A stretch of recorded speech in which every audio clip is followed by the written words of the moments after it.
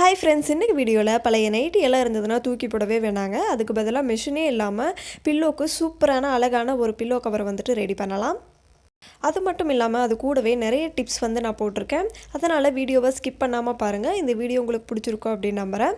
நீங்கள் நம்ம சேனலுக்கு புதுசாக இருந்தீங்கன்னா சப்ஸ்கிரைப் பண்ணிக்கோங்க. பக்கத்தில் இருக்கிற பெல் ஐக்கானையும் கிளிக் பண்ணிக்கோங்க. வாங்க வீடியோக்குள்ளே போகலாம். ஃபஸ்ட்டு டிப் என்ன அப்படின்னு பார்க்கலாம். நம்ம அப்பளம் பொரிக்கும் போது பார்த்திங்கன்னா என்ன தான் அந்த ஆயிலெல்லாம் நம்ம வடிச்சிட்டு வச்சுருந்தாலும் ஒரு சில இடங்களில் அந்த அப்பளத்தில் அப்படியே ஆயில் தங்கியிருக்கும். அந்த மாதிரி இல்லாமல் இருக்கிறதுக்கு நம்ம என்ன பண்ணலாம் அப்படின்னு பார்த்திங்கன்னா, அந்த அப்பளத்துக்கு ஏற்ற மாதிரி ஒரு அகலமான பாத்திரம் வந்து எடுத்துக்கோங்க. பாருங்கள், இப்போ இந்த அப்பளத்தில் எவ்வளோ ஆயில் வந்து இருக்குது அப்படின்ட்டு. இந்த பாத்திரத்தில் இந்த மாதிரி சாய்ச்சி வந்து வச்சுக்கோங்க. இப்படி சாய்ச்சி வைக்கிறதுனால அந்த எண்ணெயெல்லாம் வந்துட்டு கீழே வடிஞ்சு வந்துடும். இதே மாதிரி நான் எல்லா அப்பளமும் போட்டு வச்சுக்கிறேன். இந்த மாதிரி போட்டு வச்சிட்டிங்க அப்படின்னா அந்த எண்ணெயெல்லாம் அப்படியே கீழே வடிஞ்சு வந்துடும். நிறைய ஆயில் சேர்த்துக்கிறதுனால நம்ம உடம்புக்கும் ரொம்பவே வந்து அன்ஹெல்த்தியாக இருக்கும். அதனால் இந்த மாதிரி ட்ரை பண்ணி பாருங்கள், ரொம்பவே யூஸ்ஃபுல்லாக இருக்கும். இப்போ பாருங்கள், கொஞ்சம் நேரம் கழித்து நான் இந்த அப்பளத்தை வந்து காட்டுறேன். நல்லா வந்து நமக்கு ட்ரை ஆயிடுச்சு. துளி கூட நமக்கு ஆயிலே கிடையாது. ஆனால் கீழே வந்து பாருங்கள், ஆயிலெல்லாம் வந்து கீழே தங்கி இருக்குது.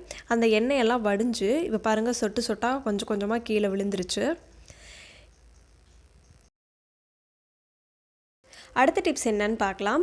நம்ம பாத்ரூம் டோர்லலாம் பார்த்திங்கன்னா அதிகமாக உப்பு தண்ணியெல்லாம் படுறதுனால அந்த இடத்துல ஒரு மாதிரி ஒயிட்டாக வந்து ஆயிரும். அது மட்டும் இல்லாமல் சோப்பு தண்ணி படுறதுனாலையும் ஒரு மாதிரி அழுக்கு படிஞ்ச மாதிரி ஆயிரும். அதுக்கு நம்ம என்ன பண்ணலாம் அப்படின்னு பார்த்திங்கன்னா, ஃபஸ்ட்டு அந்த டோரில் நல்லா தண்ணி ஊற்றி கழுவிடுங்க. அதுக்கப்புறமா ஒரு ஸ்டீல் ஸ்க்ரப்பர் வந்து எடுத்துகிட்டு அதில் ஹேர்பிக் வந்து நான் போட்டிருக்கேன். அதை போட்டுட்டு நீங்கள் லைட்டாக வந்து ஸ்க்ரப் பண்ணி விட்டிங்கனாவே அதெல்லாமே வந்து க்ளீன் ஆயிரும். உப்பு வந்து அதிகமாக படிஞ்சிருந்ததுன்னா ஒரு 10 நிமிஷத்துக்கு வந்து ஊற வச்சுட்டு அதுக்கப்புறமா நீங்கள் ஸ்க்ரப் பண்ணிங்க அப்படின்னா ஈஸியாக வந்துட்டு க்ளீன் ஆயிரும். இப்போ எல்லாம் வந்து நல்லா ஸ்க்ரப் பண்ணி விட்டுட்டு அதுக்கப்புறமா நீங்கள் வாட்டர் வச்சு வாஷ் பண்ணிடுங்க. இப்போ பாருங்கள், நமக்கு சுத்தமாக வந்துட்டு க்ளீன் ஆயிடுச்சு. எவ்வளோ டிஃப்ரென்ஸ் வந்து தெரியுது பாருங்கள். இப்போ நாம் அடுத்த ஸ்டெப்பை என்ன பண்ண போகிறோம் அப்படின்னா, நான் கோகோனட் ஆயில் தான் வந்து எடுத்திருக்கேன். அந்த டோர் வந்துட்டு நல்லா ட்ரை ஆனதுக்கு அப்புறமா துளி கூட தண்ணியே வந்து இருக்கக்கூடாது. தண்ணியெல்லாம் நல்லா ட்ரை ஆனதுக்கப்புறமா இந்த கோகோனட் ஆயில் வந்துட்டு நாம் தேய்ச்சி விட்டுக்கலாம். இந்த மாதிரி தேய்ச்சி விடும்போது பார்த்திங்கன்னா அந்த தண்ணி வந்துட்டு அதிகமாக வந்து அதில் படாது.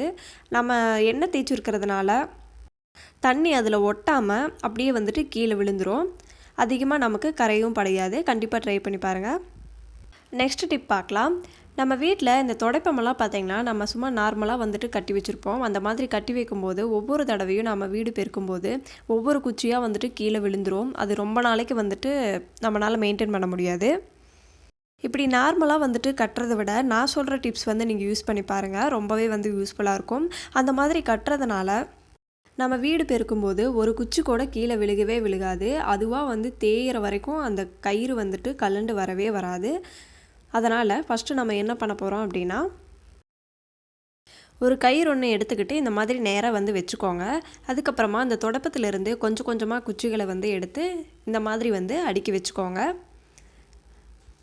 கொஞ்சமாக வந்து அந்த பக்கம் அப்புறமா இந்த பக்கம் மாற்றி மாற்றி வந்து நாம் அடுக்கிட்டே வந்துடலாம்.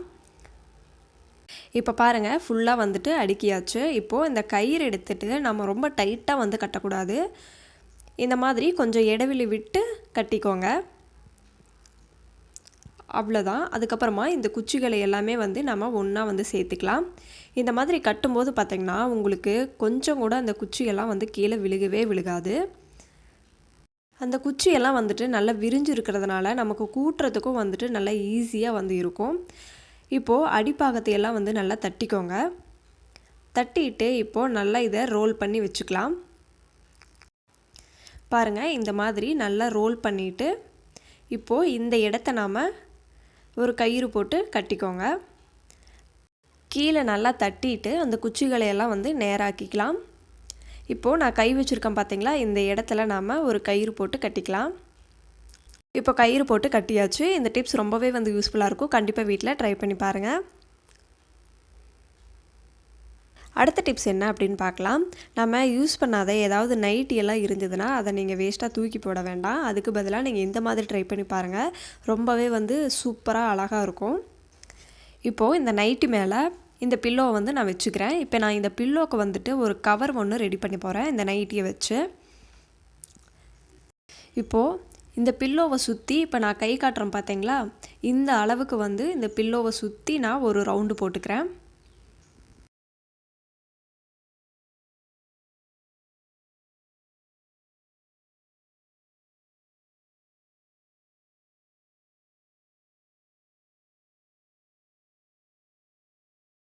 இப்போ நம்ம மார்க் பண்ணிட்டோம். இப்போது அதை நம்ம கட் பண்ணிக்கலாம். நல்லா ரவுண்டாக வந்துட்டு அந்த பில்லோக்கு ஏற்ற மாதிரி கட் பண்ணிக்கலாம்.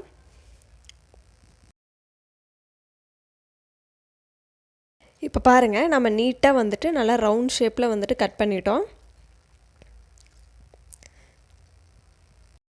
இப்போ நான் கட் பண்ணுற பார்த்தீங்களா, ஒரு 2 இன்ச் அளவுக்கு கொஞ்சம் கொஞ்சமாக நான் கட் பண்ணி எடுத்துக்கிறேன். ஃபுல்லாக வந்துட்டு நம்ம கட் பண்ணக்கூடாது. இப்போ எனக்கு வந்து அது உயரம் வந்து இருக்கிறதுனால நான் கொஞ்சம் கேப் விட்டுட்டு இந்த மாதிரி வந்து கட் பண்ணிக்கிறேன். சுற்றியும் வந்துட்டு நம்ம அதே மாதிரி வந்து கட் பண்ணிக்கலாம்.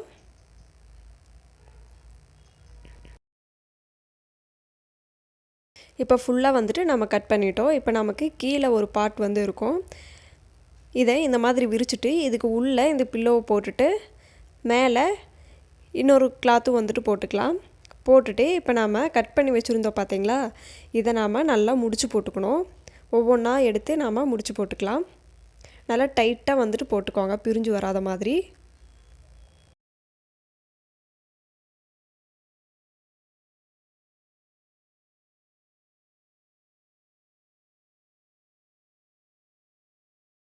இப்போ பாருங்கள், நல்லா வந்து முடிச்சு போட்டுட்டோம். எவ்வளோ சூப்பராக நமக்கு ஒரு பில்லோ கவர் வந்துட்டு ரெடி ஆயிருச்சு. பார்க்கவே ரொம்பவே அழகாக இருக்கும். சைடில் உங்களுக்கு ரொம்ப பெருசாக இருந்தது அப்படின்னு நினச்சிங்கன்னா இதை நாம் கட் பண்ணி எடுத்துக்கலாம். இப்போ நான் வந்துட்டு இதை கட் பண்ணி எடுத்துக்க போகிறேன். இப்போ கட் பண்ணிவிட்டு காட்டுறேன் பாருங்கள். அவ்வளோதான், இப்போ கட் பண்ணி முடிச்சிட்டோம். பாருங்கள் எப்படி இருந்த பில்லோவை இப்போ நம்ம எப்படி மாற்றிட்டோம் அப்படின்னு. பார்க்கவே ரொம்பவே அழகாக இருக்குல்ல. நீங்களும் கண்டிப்பாக வீட்டில் ட்ரை பண்ணி பாருங்கள், ரொம்பவே யூஸ்ஃபுல்லாக இருக்கும். இப்போது இந்த மாதிரி பில்லோவுக்கு நம்ம எப்படி கட் பண்ணலாம் அப்படின்னு சொல்லிடுறேன். நம்ம நைட்டி வந்து பார்த்திங்கன்னா நம்ம முதல்லையே சொல்லியிருந்த மாதிரி அந்த பில்லோவுக்கு கொஞ்சம் அதிகமாக வந்து நம்ம கட் பண்ணி எடுத்துக்கணும். அந்த பில்லோவோட அளவை விட கொஞ்சம் அதிகமாக கட் பண்ணி எடுத்துக்கணும். கட் பண்ணி முடிச்சுட்டு வந்து பார்த்திங்கன்னா சுற்றி நாம் வீடியோவில் சொல்லியிருந்த மாதிரி கட் பண்ணிவிட்டு முடிச்சு போட்டுக்கோங்க. ஆனால் ஒரு சைடு மட்டும் நாம் கட் பண்ணக்கூடாது. ஏன்னா நம்ம 4 பக்கமும் கட் பண்ணிவிட்டு முடிச்சு போட்டுட்டோம் அப்படின்னா மறுபடியும் அந்த பில்லோ கவர் வாஷ் பண்ணலான்னு நினைக்கும் போது நம்மளால் ரிமூவ் பண்ண முடியாது. அதனால் 3 பக்கம் மட்டும் கட் பண்ணிவிட்டு முடிச்சு போட்டுக்கோங்க. ஒரு சைடு அப்படியே விட்டுருங்க. இந்த பில்லோக்கு வந்துட்டு நம்ம அடிக்கடி வந்து வாஷ் பண்ண வேண்டிய அவசியம் இருக்காது. நம்ம வந்து சும்மா ஒரு டெக்கரேட்டிவ் ஐட்டமாக தான் நம்ம இது யூஸ் பண்ணுவோம். அதனால் நான் சுற்றி வந்துட்டு கட் பண்ணிவிட்டு முடிச்சு போட்டேன். என்ன ஃப்ரெண்ட்ஸ், நான் சொன்ன இந்த டிப்ஸ் எல்லாம் உங்களுக்கு ரொம்பவே வந்து யூஸ்ஃபுல்லாக இருக்கும் அப்படின்னு நம்புகிறேன்.